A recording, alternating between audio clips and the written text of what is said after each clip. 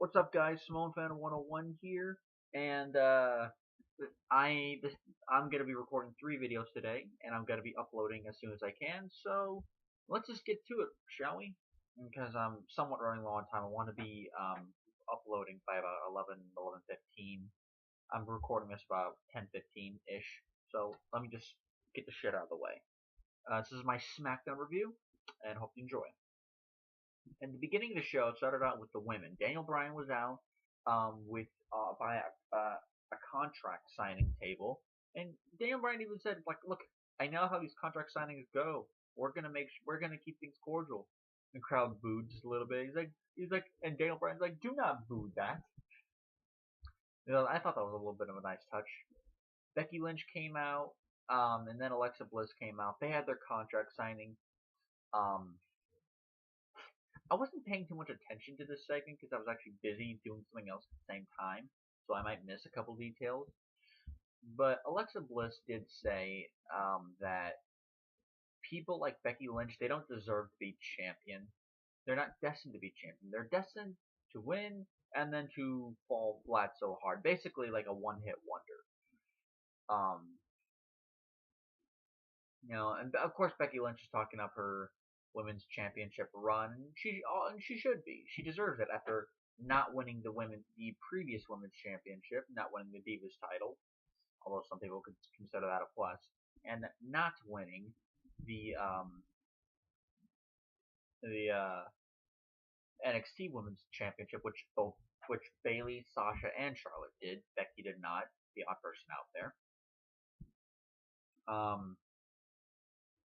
And of course things broke down after Alexa, after she talked a lot of trash. She then signed the contract, hit Becky Lynch in the face with the contract, something I don't think I've seen before, and then literally turned the table on her because Becky was on the ground, and then started to walk away. And right when she was like walking up the aisleway, because Alexa said, look, she doesn't deserve to be champion, and that Alexa is the rightful champion because she's got everything. I won't say she's that great in the ring, but she's good. And as she was walking away, Becky came out to chase her, to beat the hell out of her, and of course Alexa ran away because, of course, as a heel, nobody likes it when you run away. Nobody likes it when you run away from a fight. Becky Lynch goes back to the announce table, back to Daniel Bryan, who's still in the ring, and signs the contract, and there you go. Becky Lynch and Alexa Bliss is official for No Mercy, which is about 2 weeks from Sunday. So like, there's this Sunday, the 2 weeks after this Sunday will be No Mercy. We then had Daniel Bryan and The Miz backstage. The Miz said that he should not be defending the Intercontinental title tonight, that night, or last night, I should say. And Daniel Bryan's like, sure, you don't have to defend your title, but that means we're going to cancel your contract because, of course, the storyline's that Miz is renegotiating his contract, and this is kind of part of it. I don't know what it's leading up to, but it was enjoyable. The Usos had a match against American Alpha. I thought it was a good match. I had fun watching this match. It was it was only like 10 minutes long, so it wasn't gonna be like a freaking 4-star main event kind of match that you would expect these two guys to have. But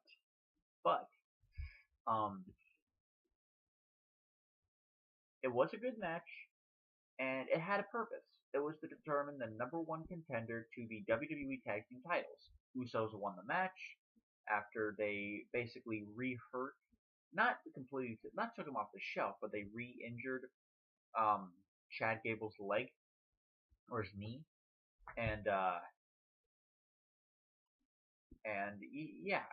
Usos won after a after a splash from the top rope. Usos will face Heath Slater and Rhino at the next pay-per-view, which is No Mercy, not Clash of Champions, which is just 4 days from now. No Mercy, and let's see what happens here. I don't know if Slater and Rhino are gonna retain. I don't think they are. I think them winning at Backlash is a one-time thing, but who knows? I'm still gonna bet on the Usos win. Speaking of Slater and Rhino, they were backstage. They were watching the match. Rhino was eating his crackers that was on his plate, which I found funny. I don't know why. Probably because of that stage with that vignette with Heath Slater's wife and the trailer, the kids playing outside, and Slater being upset. Not Slater, but Rhino being upset that his crackers were taken or something like. I love that shit.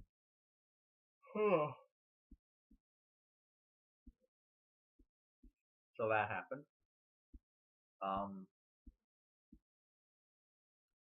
And the Usos came backstage, basically said that they were going to take the tag team titles. They mocked Heath Slater's 26 kids, as they called it. That prompted Rhino to take his crackers, smash them up, and throw his plate on the floor, and get in front of Heath Slater. So Slater and Rhino, I'm loving this duo. I wish Slater would not be elected to whatever he's doing, just so he could tag team with Slater, just so he could tag team with Heath Slater longer. I wish Rhino would stay. Please, Rhino, please stay. Baron Corbin beat Apollo Crews in what could not have been even a minute. And Jack Swagger was on commentary. But here's the thing: they're building up Jack Swagger. I understand that, trying to build up Jack Swagger again, and with the brand split, maybe it's possible. But there's two problems here. One, the preconceived notion that Jack Swagger has been pretty much a jobber for the past couple of years, which is actually kind of true. But Jack Swagger's good enough. I'm willing enough to give him a chance. What I really didn't like was the fact that they pretty much jobbed out Apollo Crews. Maybe they'll have a plan for him later on. Maybe he's just staying stagnant for the time being until something arises. But the way they're building up Apollo Crews is not good. And the fact that he needs more of a personality. He can't just be smiling babyface Apollo Crews, because that's exactly what happened to The Rock. That happened to The Rock. And when he was Rocky Maivia, and then he got Die Rocky Die chance. So they need to do something now with Apollo Crews, because he's basically been a glorified jobber to Baron Corbin. He should not be. If you want to have a jobber lose to Baron Corbin, then have a jobber lose to Baron Corbin. Don't have Apollo Crews do it. We had another silly vignette with Kurt Hawkins. It's not that it wasn't enjoyable, but seriously, I don't care for Kurt Hawkins to be on my TV screen. Kurt Hawkins does nothing for me. The Miz and Dolph Ziggler, they had a very good Intercontinental title match. I can't say it's not as good as their Backlash match. Of course, that match had a little bit more time and had the benefit of not being in the middle of a commercial. But this was a very good match. I had a lot of fun watching it. I wanted it to continue. And as the match was going on, I'm like, I want Dolph Ziggler to win the IC title. I know they're not, because Miz is on a hot streak right now with that belt. But Dolph Ziggler could do a lot for, I guess, the mid card to win the role that he's in. He's much more over than his push. Is what I should say. They had a very good match. Maurice tried to use the spray that she used on Ziggler at Backlash. Maurice was caught. She dropped the spray can, and she was sent backstage by the ref. Match went on a few more minutes. Ziggler had Miz outside. Miz was planning to escape. Miz then grabbed the can, because he was using he had the Intercontinental belt with him, and he was going to walk off. Count out finish. He used the belt to block his hand getting the spray can, so that way nobody else would see it. Not the ref, not Ziggler. And then when they went to the ring, Miz threw his belt across the ring. The ref threw the belt outside the ring, or get out of the way. Ziggler Miz hit Ziggler with the spray can, sprayed his face, hit him with a skull crushing finale, and 1, 2, 3. Miz is still your Intercontinental Champion. This is leading up to a match with somebody. I don't know who. This is leading up to a match with somebody. It might be Dolph Ziggler. It might be somebody else. Probably at either No Mercy or Survivor Series. Where, if I had to guess, what it should be is Maurice is banned from ringside. If she comes out, she will cost Miz the title. No bullshit. And just a one-on-one match, no outside interference whatsoever, because Maurice inadvertently interfered by leaving a spray can for Miz to use. So my guess is what they're planning on doing is putting the title on Dolph Ziggler either at No Mercy or at Survivor Series. It's probably going to be Survivor Series, let's face it. But that was that. Very good match. Go check it out. Definitely the best thing on the show. Orton beat Eric Rowan in 2 minutes, and then Bray Wyatt cut another one of his creepy promos. They gotta do something different with this feud, or else they're gonna bore us to tears. I'm not saying their matches are gonna be bad. Their match is gonna be pretty good. I'm betting it. But they need to do something with their feud to keep us interested. And so far, not doing that. Jobbing out Eric Rowan. It's another guy who doesn't need to be jobbed out, especially considering his size and his girth. Naomi and Nikki Bella beat Natalya and Carmella by DQ in like 30 seconds after and this is weird to me because I think what happened is I think Ziggler and Miz went too long, especially for a match that was not in the main event. And what happened was Ziggler, but what happened? Okay, so what happened was Natalya. They took Naomi out of commission briefly. Natalya had the sharpshooter on Nikki Bella, and then Carmella pulled Nikki out of the ring, even though Natalya was going to get the win, threw her against the barricade, started beating her up, and that's when the bell rang. I don't care if the show went over, they didn't have enough time. You could have come up with a better finish. You don't come up with a DQ finish when just one person, who is a part of the match, pulls another person out and beats them up. That made no goddamn sense. That was ridiculously stupid. And I know the story they're trying to tell here. Carmella doesn't care about wins and losses. She just wants to beat the shit out of Nikki Bella. I get that. But how the match itself ended was ridiculous. We had AJ Styles backstage. He was shining up the WWE title belt. And he was interviewed by Renee Young. And he said that, look, like, how are Ambrose and Cena my rivals? I beat Cena twice. I beat Ambrose for the WWE title. And he says that the only reason why I'm in a triple threat match at No Mercy is because the only way I can possibly lose this title is if one of my opponents pins the other opponent for the win. I don't get pinned. Then that's the only way I can lose the title. So, a little bit of heel AJ is doing pretty damn well for himself, I have to say. Ambrose, and speaking of Ambrose and Cena, they were advertising since it may have been last week on Smackdown, but especially since last night on Raw, that Ambrose and Cena were going to face off in a singles match. How was the match? It only went 10 minutes, and I thought this was an okay match. It was a decent match, but it wasn't as good as American Alpha and the Usos, nor was it as good, not even close, to Ziggler and Miz, who by the way share great chemistry. Before the commercial break, there was a slow match, but after the commercial break, they started showing some fire, and it ended up being a decent match. The match was over after Dean Ambrose got I think it was like a roll-up pin.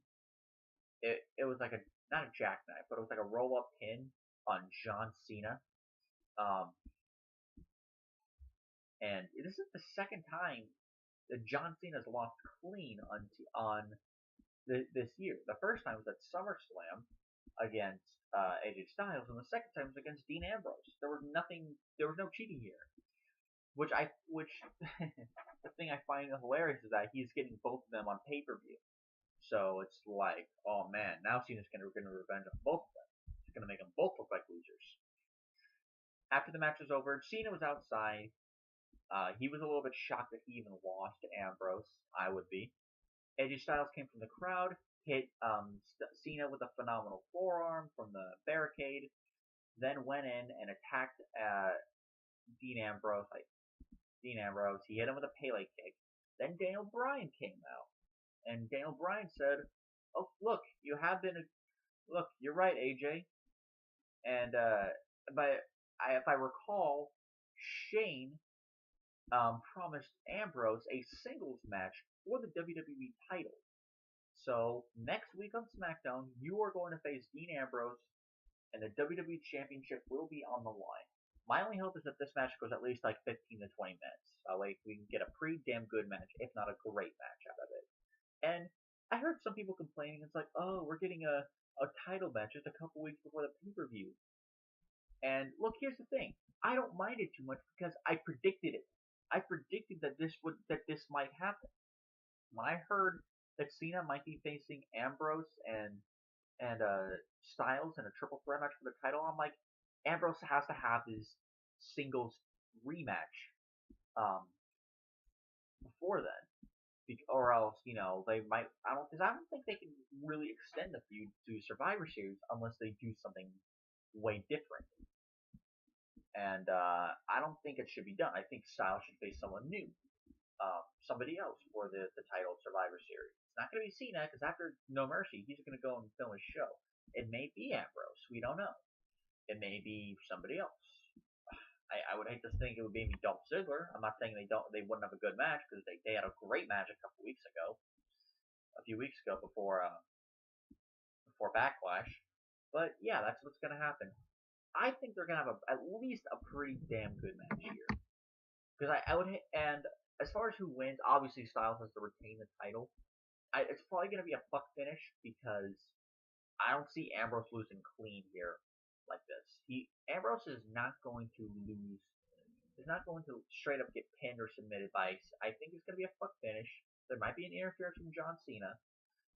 There might not be. There might be a double count out, maybe a double DQ, a DQ from one side or the other.